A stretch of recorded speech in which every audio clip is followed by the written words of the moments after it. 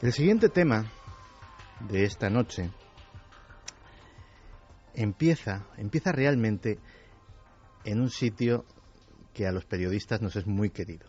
Empieza en la redacción de un periódico.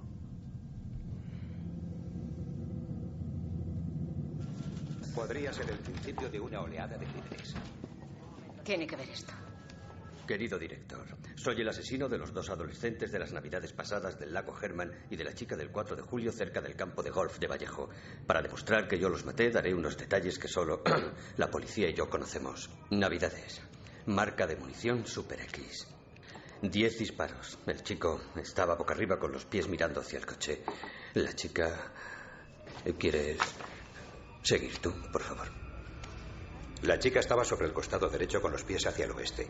Aquí tiene parte de un mensaje cifrado. Las otras 2 partes se las he enviado a los directores del Vallejo Times y del San Francisco Examiner. Quiero que saque este mensaje cifrado en primera página. En este criptograma está mi identidad.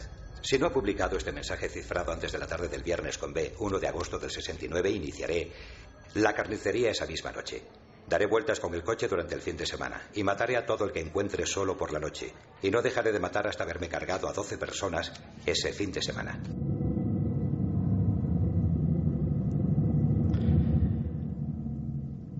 La California de finales de los años 60 era un lugar idílico, era la cuna del movimiento hippie y allí se estaba cambiando la historia cultural del mundo. Una revolución de música, de paz, de amor, también de experimentación con sustancias psicodélicas. Pero en aquel paraíso había serpientes como Charles Manson y había serpientes como el asesino del Zodíaco.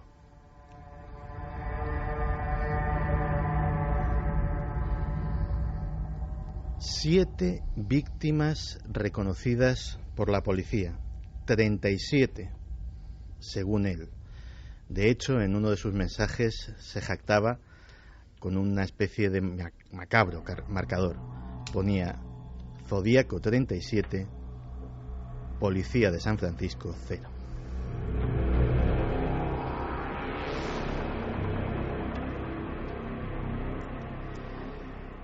Algunas víctimas, como Kathleen Jones, que se pudo arrojar en marcha desde el coche abrazando a su bebé para salvarse en última instancia, sobrevivieron a su ataque y lo describieron como un hombre blanco, corpulento. El FBI además añadía que poseía una gran inteligencia y que tenía que ser militar o experto en criptografía de alguna forma.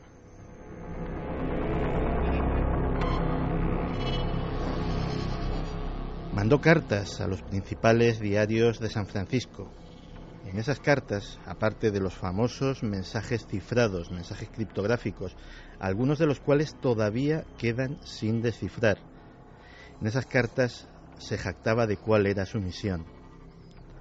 Era como una especie de faraón egipcio. Estaba reclutando esclavos para su estancia en el más allá.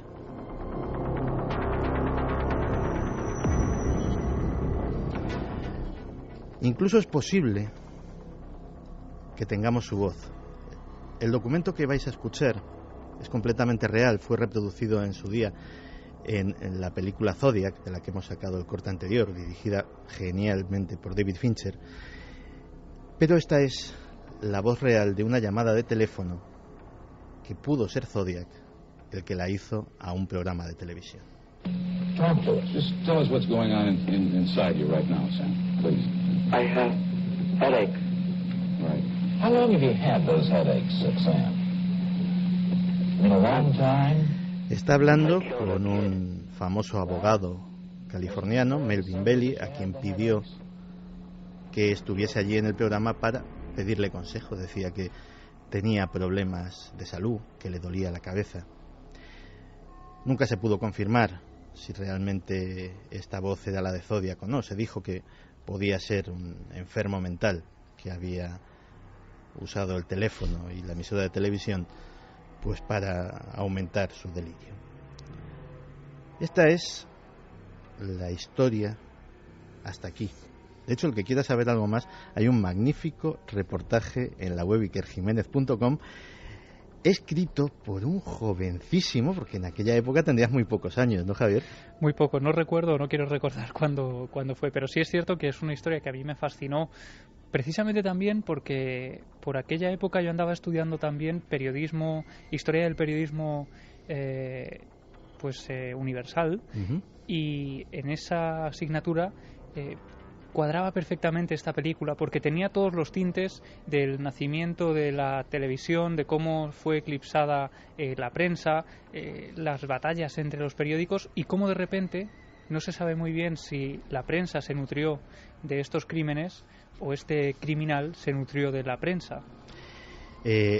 Se ha dicho que Zodiac, que el asesino del Zodíaco es una especie, sería el Jack el Destripador del siglo XX. ¿Es exagerado?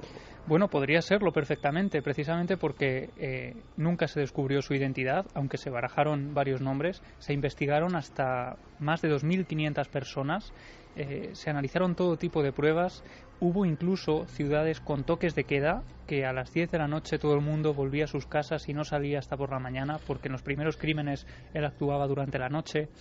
Y es cierto que cundió el pánico en pleno siglo XX y se comparó con Jack el Destripador por esas cartas que él enviaba a la prensa jactándose de ser superior a esos miembros de la policía. Uh-huh. Y de repente me vienes contando una cosa que parece casi casi el principio de un chiste. Dice, fui a buscar a mi padre y me encontré con Zodiac. ¿Qué es esto? Pues esto es un libro que se ha publicado ahora en Estados Unidos, lo ha publicado Gary Stewart, un ingeniero eléctrico que trabaja en una empresa petrolera de Luisiana, y él asegura que su padre es Zodiac. De hecho, el título del libro, como mencionábamos, es El animal más peligroso de todos, buscando a mi padre y encontrando al asesino del Zodíaco. Y su historia es la siguiente. Él era un niño adoptado, no sabía quiénes eran sus verdaderos padres hasta el año 2002. Es entonces cuando él tiene 40 años aproximadamente y recibe la llamada de una mujer llamada Judy Chandler que dice ser su madre. Le pide conocerlo y entonces él viaja hasta San Francisco con su hijo Zack para ver quién es esta mujer e intrigado por saber quiénes son sus auténticos padres.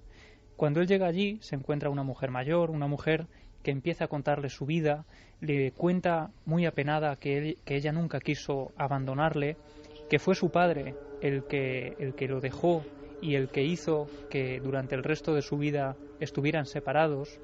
Él empieza entonces a preguntarle por ese padre y ella le cuenta que ese hombre llamado Earl Van Best era un hombre mayor. Ella tenía 14 años cuando se queda embarazada de este chico, de Gary Stewart, de su hijo, y entonces este hombre, Earl Van Best, se ve envuelto en una auténtica polémica muy famosa en Estados Unidos por ese escándalo sexual, ¿no? Se le acusó de corrupción de menores, fue acusado también de violación. De hecho, hay imágenes de informativos del año 62 donde ocurrieron los juicios y se ve a este hombre y le cuenta pues que todo esto hizo que ella tuviera que abandonar a este hombre. El hombre, atormentado porque había sido abandonado por esta mujer, se marcha a la ciudad de Baton Rouge, se va con su hijo, se lleva a su hijo con él y entonces lo abandona en una iglesia, lo deja a las puertas de una iglesia sin saber su madre dónde estaba ese niño. Y a partir de ahí es cuando se inicia esta investigación.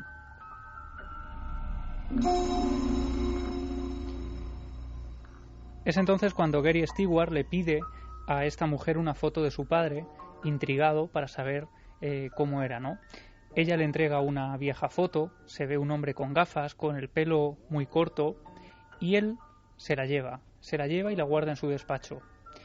Y es unos meses más tarde, cuando la casualidad, que siempre acude ante los testigos que indagan de más, llamó a las puertas de Gary Stewart. Si quieres, vamos a escucharlo contándonos cómo se inicia esta investigación.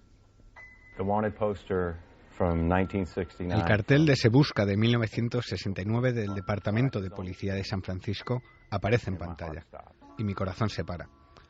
Y creo que dejé escapar un grito muy audible y mi hijo, Zack, entra en la habitación, me mira y dice: «Oye, papá, ese eres tú». Entonces volví a mi oficina donde tengo la única foto de mi padre. Y le dije, no, hijo, no soy yo, es mi padre.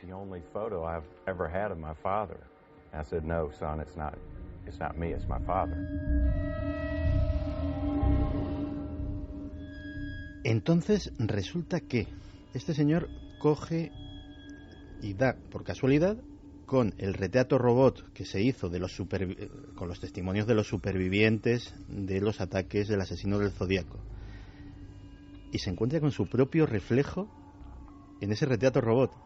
Así es, y de hecho, Santi, el parecido es más que sorprendente. Quizás sería la prueba más evidente de ese supuesto parentesco, porque cualquiera puede hacer la prueba. Incluso seguro que Guillermo y Diego en redes sociales están volcando ahora mismo esas fotografías y esa comparativa con el cartel de Se Busca que circuló por San Francisco en el año 69, y es ese detalle el que le lleva a indagar.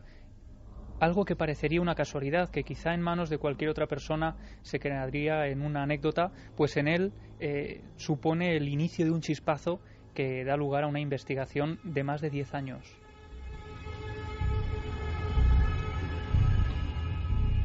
Sí, porque bueno, todos, se dice que por ahí todos tenemos un socias, todos tenemos un doble, un doppelganger, que realmente podría ser una casualidad. No creo que sea simplemente eso lo que le haya hecho escribir un libro en el que afirma que Zodiac es su padre. Claro, ese fue el detonante, pero como decía, durante 10 años él estuvo indagando, buscando en las pruebas policiales, incluso buscando en la letra de su padre para compararla con los criptogramas y con las cartas que Zodiac envió a la prensa, y es a partir de ahí cuando él va tejiendo esa teoría que va conduciéndole a una incómoda respuesta que para él, decía, ojalá hubiera sido negativa.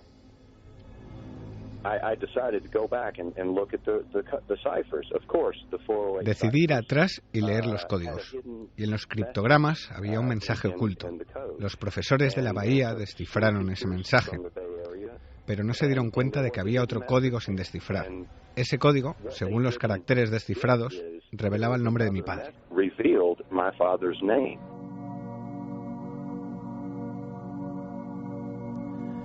De hecho, si no recuerdo mal, en uno de los mensajes descifrados había una serie de caracteres, no recuerdo si eran 30 o 37, que parecían un galimatías sin sentido si se seguía la misma clave. De hecho, era en ese mensaje precisamente donde decía aquello de que estaba buscando seguidores y esclavos para torturarlos en el más allá y que les sirvieran, etcétera, etcétera. Pero de repente aparecen 30 caracteres extraños que no parecen encajar. ¿Se está refiriendo a eso? No concretamente a esos, sino al criptograma de los, no sé si son 340 caracteres, el último. Que es el último, que fue indescifrable y que todavía hoy sigue sin tener un mensaje claro, ¿no? Ese mensaje del que tú hablabas es en el que decía también que él mataba personas porque matar animales le aburría y porque el hombre era el animal más peligroso de todos. Cierto. Precisamente esa frase es la que lleva el título del libro. Pero este hombre, Gary Stewart, no se queda ahí. Él habla también de una huella dactilar, la huella que Zodiac dejó en un taxi, en el que se supone que es el último asesinato que él lleva a cabo, en un taxista. Aparece dentro de un guante negro que él deja en el asiento trasero y que llevaba algo muy peculiar.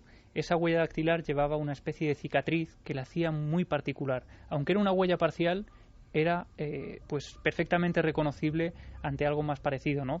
Y lo que él asegura, lo que Gary Stewart asegura en su libro, es que su padre tenía también esa cicatriz en la huella que coincide perfectamente con la de Zodiac.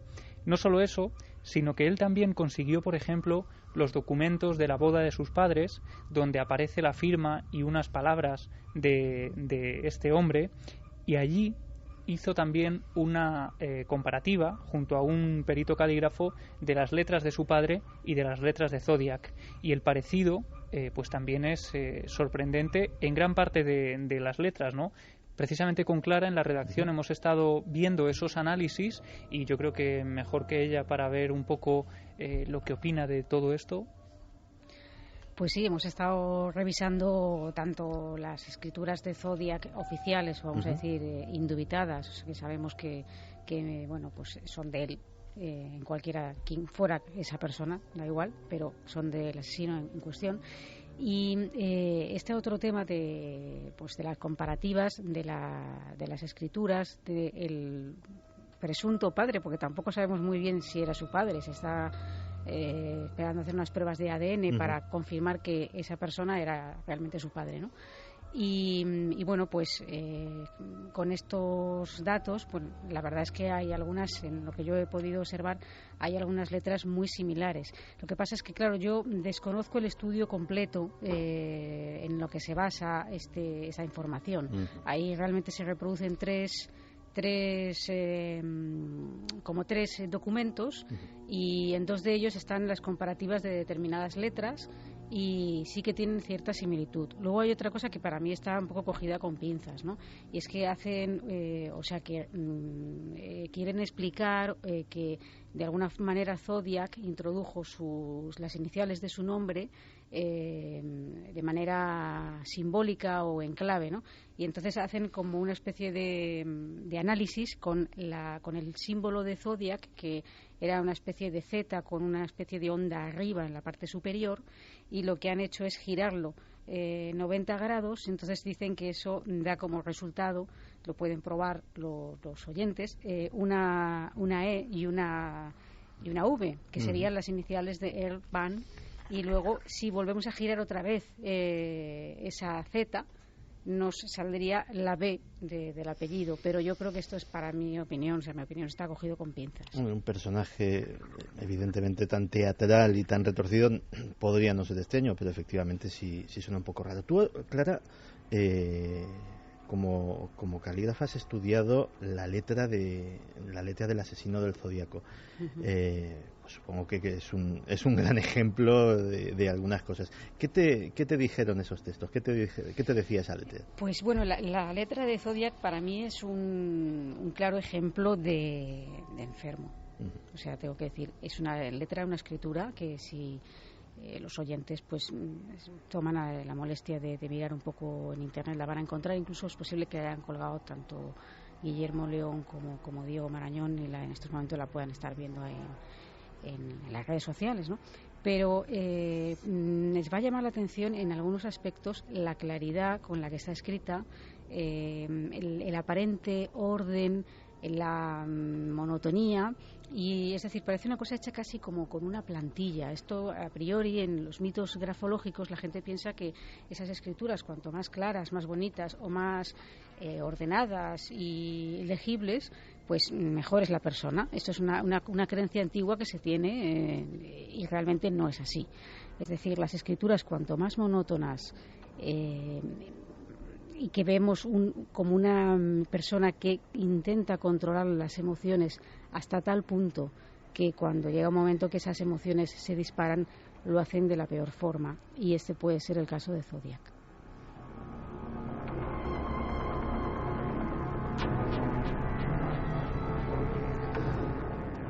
Lo que apuntaba Gary Stewart también es que, y ya aquí entramos en los datos más subjetivos, ¿no?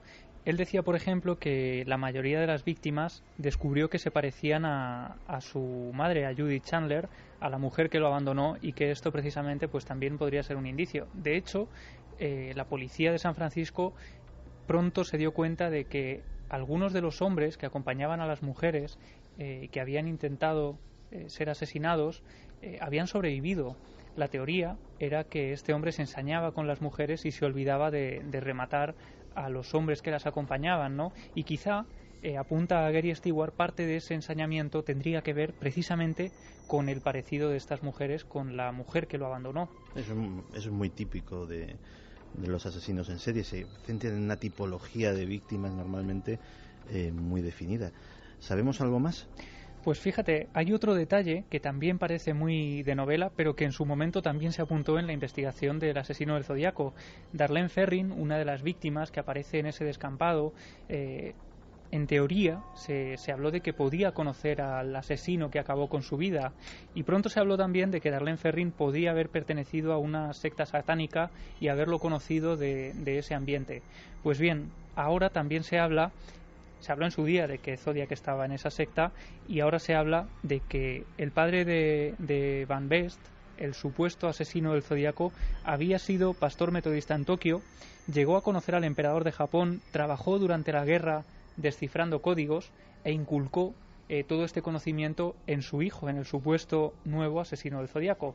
Pues lo que ahora dicen es que Van Best podría haber pertenecido también a una secta satánica y haber controlado pues alguno de estos símbolos que en teoría tenían vinculación con esas creencias mágicas. Te quería preguntar, Javier, si esa secta es el proceso, de Process. Es una de las teorías también. Es que, como tú sabes muy bien, Santi, porque aunque él está aquí de comandante, pues es autor, entre otros muchos libros, de un libro sobre satanismo dentro de una colección. Tú sabes muy bien que desde el principio se asoció al asesino del Zodíaco con gente del entorno, más que de gente relacionada con Manson, pero en cuanto a que Manson se suponía algo por parte de algunos que había estado relacionado con el proceso. No sé si nos puedes, porque de verdad yo no me acuerdo muy bien de qué iba lo del proceso, pero era una historia fascinante. Si nos puedes sintetizar de qué iba lo del proceso. Recuerdo que la relación con Manson era a través de uno de sus, no sé si llamarlo seguidor o acólito, porque tenían casi un estatus de igualdad dentro de la familia Manson, que se llamaba Bobby Beausoleil. Sí. Bobby Beausoleil sí, efectivamente perteneció al proceso, y de hecho siempre se dijo que el proceso era uno de los intentos de sabotear desde dentro, era una operación, formaba parte de la operación COINTELPRO, formaba parte militar y de inteligencia. Es que iba por ahí, porque fíjate que todo encaja. Es decir, las preguntas que yo te quería hacer, Javier, eran, primero, si había alguna relación con el proceso, y segundo, con una operación de inteligencia, porque tú sabes, Santi, mejor que yo, que el asesino del Zodíaco, pistas apuntaban a que podía haber sido parte de una operación de inteligencia que se les hubiera ido de las manos. Sí, de hecho, Enrique, el asunto, el marco temporal no es en absoluto casual. Es decir, está documentado que el estallido de la revolución hippie molestó muchísimo en Washington y en los círculos de inteligencia, más que nada porque eso que parecía una cosa de melenudos que se ponían flores en el pelo y llevaban ropa más o menos extravagante, resultó que al final fue determinante para crear un clima de opinión a nivel nacional para que los Estados Unidos salieran de la guerra de Vietnam, por ejemplo. Es decir, los melenudos de California estaban influyendo muchísimo en la política nacional, o al menos en la opinión pública. Entonces se montaron diversas operaciones, se probaron diversas vías para dinamitar esta desde dentro. La más exitosa fueron las drogas. Había un individuo que se llamaba Stark, de apellido, no recuerdo el nombre de pila. Yo siempre le digo que el tiburón, Stark tiburón. Que era el capo, llamámoslo así, de lo que se llamó la mafia hippie, que se llamaban la Hermandad del Amor Eterno. Y que tú recordaste en un reciente programa de Cuarto Milenio, que apareció luego implicado en el asesinato de Aldo Moro en Italia. O sea, de la marinera, detrás de lo cual estaba la operación Gladio, que eran los ejércitos secretos de la OTAN para repeler cualquier infiltración comunista. Correcto. Y detrás de la logia P2. Y cuando el juez de instrucción italiano pues lo fue a interrogar, llegaron un montón de señores de la embajada norteamericana diciendo que se lo llevaban porque ese señor trabajaba para la CIA desde hacía la 20 de años. En fin, sigamos con el asesino de... Sí, perdón, me he desviado con todo esto porque hay ahí toda una trama. Quiero decir que la nueva iglesia de Satán, el que la dirigía era un alto oficial de la inteligencia norteamericana, Tomás Aquino. Michael Aquino, perdón.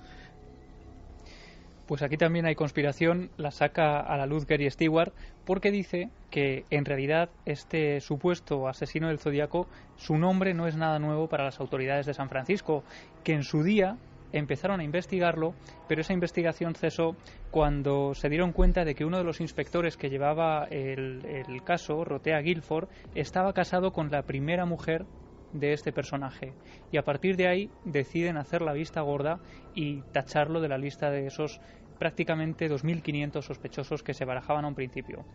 A mí lo que me ha sorprendido de esta noticia es que no es la primera vez que una persona sale a la luz, publica un libro, un documental, diciendo que su padre era Zodiac. Ah, que hay muchos padres asesinos del Zodíaco por ahí sueltos. Es que por sorprendente que pueda parecer, y a mí me ha sorprendido al buscar información, me he encontrado con varias personas que aseguraban que su padre era Zodiac. Una de ellas, por ejemplo, la última, la más reciente, en el año 2009, Débora Pérez, decía que su padre, Guy Ward Hendrickson, un carpintero del condado de Orange, que había fallecido con 26 años, había sido el asesino del Zodíaco. Una cosa cogida con pinzas, teniendo en cuenta también la edad de esta persona. Ella se basaba en una carta con faltas de ortografía, como las que escribía Zodiac, de 1969.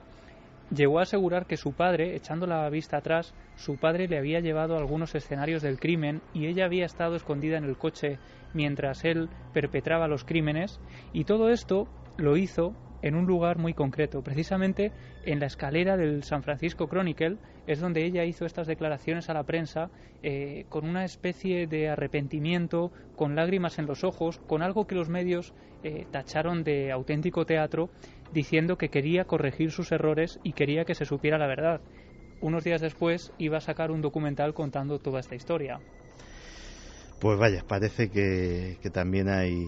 Como sucedió también con el caso de Jack el Destripador, es decir, los candidatos a Destripador son unos cuantos. Sí, otro de ellos fue Steve Hodel, un miembro de la policía de Los Ángeles, que decía que su padre había sido periodista del San Francisco Chronicle en 1930. Esto tenía algo más de peso, en principio, hasta que uno continuaba leyendo el artículo y este hombre tachaba a su padre de ser también el asesino de la Dalia Negra y el asesino del lápiz de labios. Así que la lista para él era interminable. Pero, como te decía al principio, lo que me sorprende de todo esto es que, al contrario que en los casos anteriores, en este, la policía de San Francisco se ha comprometido a aceptar esas pruebas y a revisar pues esas muestras que tienen ahora y compararlas con las letras, las caligrafías y los datos que tienen del caso Zodiac para revisar todo, y se han tomado en serio todo esto. De hecho, una cosa que sorprendió mucho es que un caso absolutamente frío como era el del asesino del Zodíaco, en 2011 se reabrió. No se sabe muy bien por qué, en qué datos, pero decidieron reabrirlo y hicieron análisis genéticos. Existe ADN del asesino del Zodíaco guardadito, y quién sabe, podrían compararlo con el de este señor y ver si hay una coincidencia padre-hijo. Eso es lo que él decía, que está esperando también hacer esos análisis de ADN, que la policía de San Francisco ya ha tomado muestras de ADN y, bueno, pues quién sabe, ¿no? Quizá algún día sepamos algo más. Todavía hay también cartas del asesino del Zodíaco que no han salido a la luz. Pues la verdad es que es una historia fascinante. Probablemente sea del siglo XX una de las historias de asesino en serie más extrañas, más rocambolescas. Los mensajes en clave, los diferentes métodos, el anonimato, la publicidad en los periódicos. Yo creo que tenía todos los ingredientes para esa gran película que se hizo, y muchos más. De hecho, hay una cosa que solamente cuando te metes un poquito en el tema la sabes, que es que el asesino del Zodíaco en teoría no desaparece en 1969. El Chronicle sigue recibiendo cartas que sospechan, por la caligrafía, por la forma que están redactadas, por una serie de detalles incluso que no se han dado a conocer, que siguen siendo suyas, incluso quejándose de cosas banales como el editorial de hoy era una porquería, como si se estuviera riendo constantemente de ellos, y así durante toda la siguiente década, la década de los 70.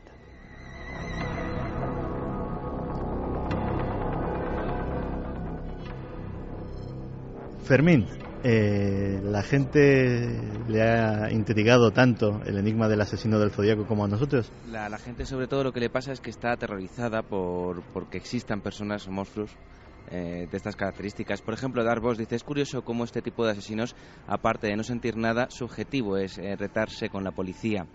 Joe Ángel López dice: eso sí que es un misterio de la humanidad, que existan monstruos como estos.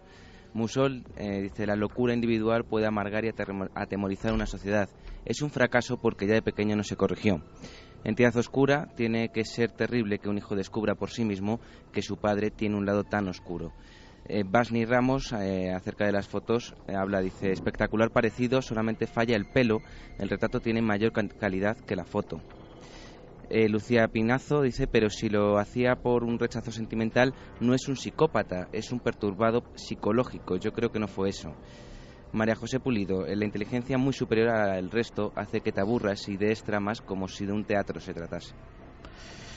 Pues la verdad es que sí que es un enigma del ser humano, la existencia